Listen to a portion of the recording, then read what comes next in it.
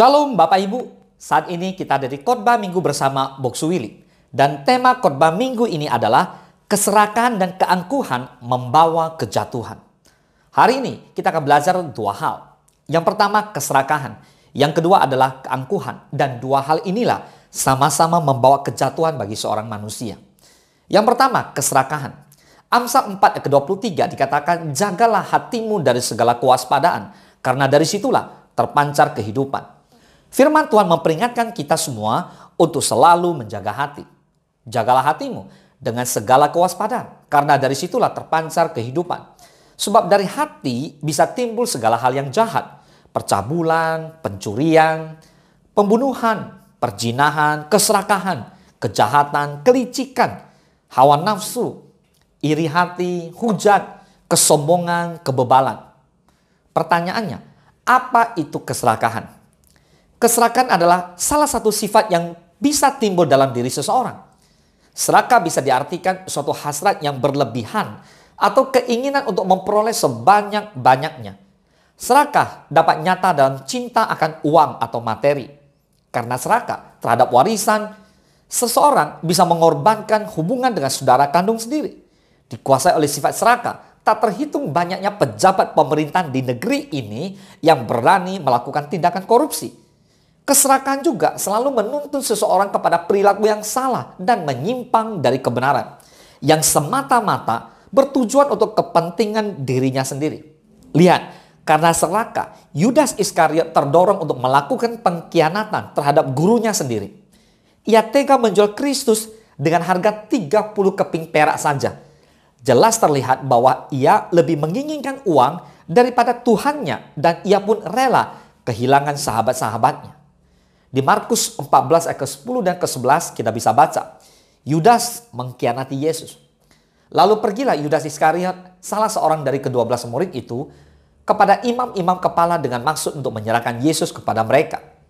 Mereka sangat gembira waktu mendengarnya dan mereka berjanji akan memberikan uang kepadanya. Kemudian ia mencari kesempatan yang baik untuk menyerahkan Yesus. Nah saudara, di dalam Injil Markus 14 ayat ke-10 sampai ke-11 dinyatakan bahwa Yudas mendatangi para imam kepala dengan tujuan ingin menyerahkan Kristus kepada mereka. Dengan harapan ia ingin mendapatkan sejumlah uang. Bahkan Yudas Iskariot dengan sengaja mengadakan perundingan dengan para imam. Nah, untuk apa saudara? Untuk menangkap Kristus, yaitu dengan sebuah ciuman pengkhianatan. Keserakahan ini akhirnya menuntun Yudas Iskariot kepada kehancuran. Penyesalan selalu datang belakangan, dan hidupnya pun harus berakhir dengan sangat tragis dan mengerikan. Mati dengan cara gantung diri, perutnya terbelah sehingga semua isi perutnya tertumpah keluar. Tertulis di Kisah Para Rasul 1 ayat 18. Nah, pengalaman hidup Yudas Iskariot ini menjadi pelajaran bagi kita semua yang begitu berharga. Karena itu jangan sekali-kali berlaku serakah. Keserakahan itu sama dengan penyembahan berhala dan mendatangkan murka Tuhan. Kolose 3 ayat ke-5 dikatakan, karena itu matikanlah dalam dirimu segala sesuatu yang duniawi, yaitu percabulan, kenajisan, hawa nafsu, nafsu jahat, dan juga keserakahan yang sama dengan penyembahan berhala. Ada banyak orang bergiat mengusahakan dan mengembangkan apa saja yang ia temui. Di sisi lain, banyak orang yang semakin konsumtif. Manusia menjadi semakin begitu semangat untuk mendapatkan keuntungan sebesar-besarnya, dan bahkan melupakan panggilan sebagai orang percaya kepada Tuhan. Manusia lebih berfokus kepada eksploitasi besar-besaran terhadap bumi. Manusia ingin mendapatkan keuntungan sebesar-besarnya bagi dirinya sendiri. Manusia menjadi lupa bagaimana mengusahakan bumi untuk memuliakan nama Tuhan. Dengar baik-baik, pesan Tuhan ketika selesai menciptakan manusia adalah mengusahakan dan memelihara. Kejadian 2:15. Tuhan Allah mengambil manusia itu dan menempatkannya dalam Taman Eden untuk mengusahakan dan memelihara taman itu. Saat ini banyak pekerja-pekerja yang tampaknya profesional, tetapi ternyata sadar atau tidak sadar, mereka sedang mengeksploitasi alam secara tidak bertanggung jawab, yang pada akhirnya akan merugikan generasi manusia berikutnya. Manusia hanya berpikir sesaat dan hanya memikirkan dirinya sendiri, dan melupakan orang lain, terlebih lagi melupakan Tuhan. Sebab itu apa yang dilakukannya berujung kepada bencana dan petaka. Banyak orang yang kelihatannya peduli terhadap lingkungan, namun sebenarnya mereka hanya memikirkan dan mengusahakan kenyamanan bagi diri sendiri. Orang yang takut kepada Tuhan memiliki tugas untuk memelihara dan merawat bumi dan seisinya. Jangan serakah dan jangan tamak. Keserakahan dan ketamakan adalah sumber malapetaka dan kerusakan. Orang serakah akan mempertanggungjawabkan perbuatannya di hadapan Allah. Yang pada waktu Tuhan menciptakan bumi, Tuhan berkata, sungguh amat baik. Karena itu mari saudara kita memuliakan Tuhan dengan mematikan dalam diri kita keinginan duniawi berupa keserakahan ini. Yang diidentikan sama dengan penyembahan berhala. Itu yang pertama. Lalu kita bahas yang kedua tentang keangkuhan. Layakkah kita angkuh?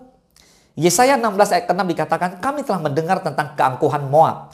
Alangkah angkuhnya dia, tentang kecongkakannya, keangkuhannya dan kegemasannya, dan tentang cakap anginnya yang tidak benar. Nabi Yesaya dalam kitabnya memberitakan tentang keagungan Allah yang maha kuasa, pencipta langit dan bumi. Tapi di sisi lain, Yesaya juga memberitakan betapa kecilnya bangsa-bangsa di dunia seperti setitik air dalam timba dan dianggap seperti sebutir debu pada neraca. Begitu kecilnya manusia, bahkan mereka dianggap seperti tidak ada di hadapannya Tuhan. Dengan melihat kebesaran Allah yang luar biasa itu, seharusnya bangsa-bangsa di dunia menundukkan diri di hadapan Allah dengan penuh hormat dan pengagungan. Menyadari betapa kecil dan betapa kita tidak ada satupun patut dibanggakan. Sebab segala sesuatu adalah dari Dia. Namun dalam Yesaya 16 ayat ke-6, Yesaya menubuatkan hukuman bangsa Moab karena keangkuhannya itu. Kami telah mendengar tentang keangkuhan Moab, alangkah dia, dan tentang kecongkakannya dan keangkuhannya. Saudara, sungguh tidak disangka dan diduga bahwa di tengah keagungan dan kebesaran Allah Sang Pencipta, masih ada bangsa yang terang-terangan berani bersikap angkuh, membanggakan diri, merasa hebat, besar, megah di hadapan Allah. Amsal 18 ayat ke-12 dikatakan, tinggi hati mendahului kehancuran, tetapi kerendahan hati mendahului kehormatan. Yakobus 4 ayat ke-6 dikatakan, tetapi kasih karunia yang dianugerahkannya kepada kita lebih besar daripada itu. Karena itu, ia katakan, Allah menentang orang yang congkak, tetapi mengasihani orang yang rendah hati. Boleh katakan amin. Amin. Bangsa Moab tidak menyadari betapa keangkuhan dibenci Allah. Dan keangkuhan mendatangkan kehancuran kepada pelakunya. Sebab Allah menentang orang-orang yang congkak dan mengasihi orang-orang yang rendah hati. Jelas di dalam Alkitab banyak contoh lain tentang keangkuhan. Misalnya Raja Nebukadnezar, Raja Herodes, Lucifer atau Iblis. Oleh karena keangkuhannya maka Allah menghukum mereka. Jadi apakah arti angkuh? Keangkuhan bisa diartikan sebagai sebuah kesombongan atau kecongkakan. Yaitu sikap yang merasa diri itu lebih baik dari orang lain. Keangkuhan bisa bermacam-macam bentuknya.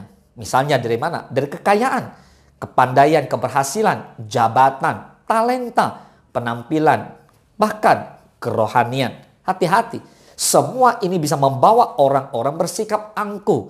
Dan terlebih lagi tidak lagi hidup bergantung pada Allah. Karena merasa diri sudah mampu, sudah bisa, sudah cukup beriman. Bertobatlah. Katakan amin. So, sebagai orang percaya, murid-murid Kristus yang sejati, anak-anak Tuhan, marilah kita menyadari sama-sama bahwa hidup ini adalah semata-mata anugerah Tuhan. Segala sesuatu berasal dari Tuhan. Dan mengakui bahwa kita adalah orang yang berdosa. Dan kita sama sekali tidak layak di hadapan Allah. Dan hanya oleh kasih karunia dan kemurahannya, kita ini, bisa itu. Sehingga kita tidak jatuh ke dalam keserakahan dan keangkuhan. Segala puji kemuliaan hanya bagi Tuhan. Boleh katakan amin. Nah kesimpulannya, mari Bapak Ibu semua saudara dikasih oleh Tuhan, kita menyadari bersama-sama siapa diri kita di hadapan Allah. Akankah kita tetap bermegah jika kita menyadari siapa diri kita ini di hadapan Allah yang maha kuasa? Kiranya sebagai murid Kristus, mari kita memerangi dan menjauhi dosa keserakahan dan keangkuhan yang menjatuhkan itu dengan mengenakan sifat kerendahan hati. Ingatlah pesan firman Tuhan hari ini yang mengatakan bahwa Allah menentang orang yang congkak, tetapi mengasihani orang-orang yang rendah hati.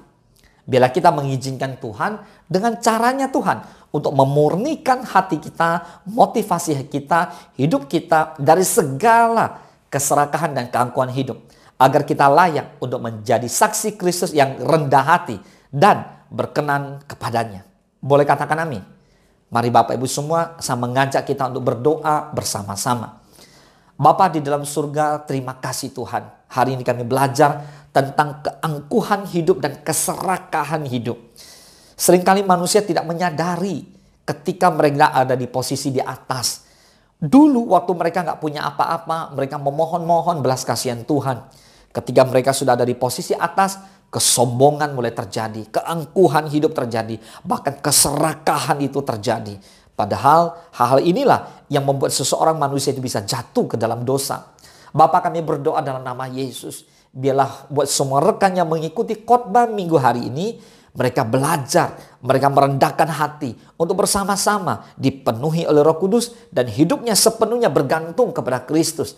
Mari Roh Kudus penuhi setiap kami dan terus urapi kami. Bawa setiap kami untuk hidup berkenan kepada Tuhan. Ajar kami untuk selalu bersyukur, untuk selalu berterima kasih, untuk selalu kembalikan segala puji, hormat, kemuliaan hanya bagi Tuhan.